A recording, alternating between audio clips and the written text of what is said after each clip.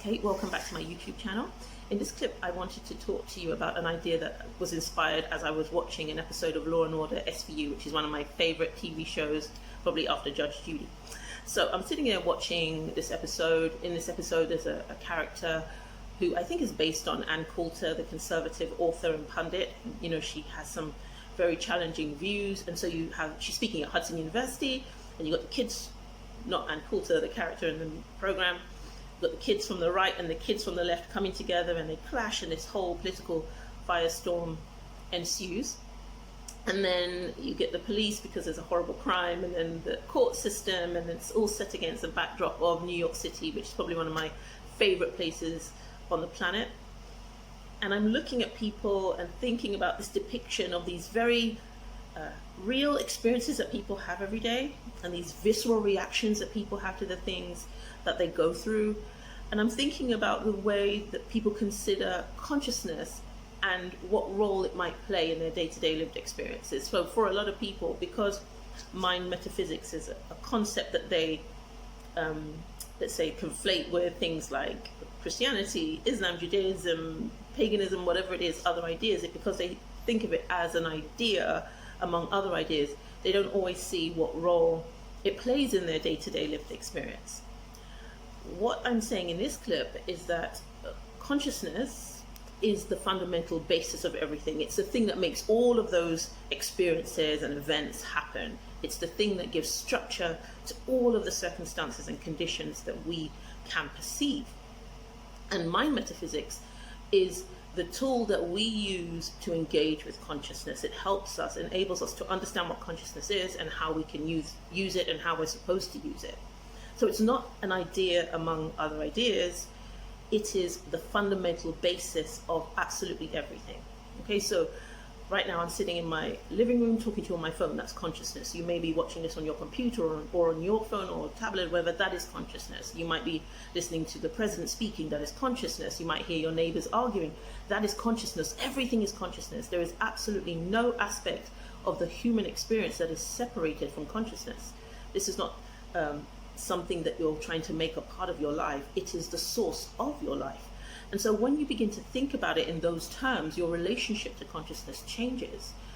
And when you begin to consider mind metaphysics as the process, if you like, as a system that you use to really interact with consciousness, you begin to feel differently about what's possible for you. So if you think about it, you are in some situation, I don't know what it is that you're facing right now, and you want to change that.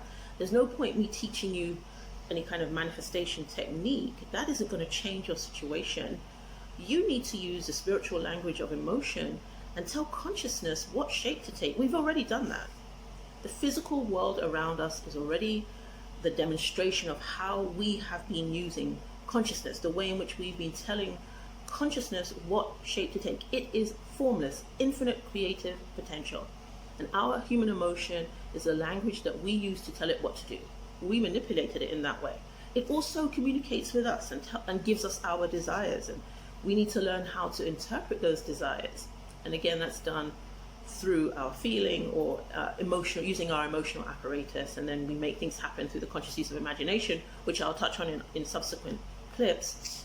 But for now, I just wanted to inspire you as you go throughout the course of the day, wherever you are, whether you are watching this on your device in some mansion somewhere, or you are living with your family in your car, I want you to start to recognize your interconnectedness with everything around you, right? So there are people who are living very well right now. There are people in homeless shelters. There are people in prisons. There are people separated from their families serving in armed forces around the world. There are people in hospital beds.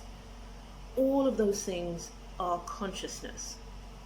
And you have the ability to change the shape, the physical, objectified reality of consciousness around you. You've got that ability if you understand your relationship to it, if you defer to its superiority. If you recognize that consciousness is everything, that it is the God substance of you, you are going to be able to tell it what to do.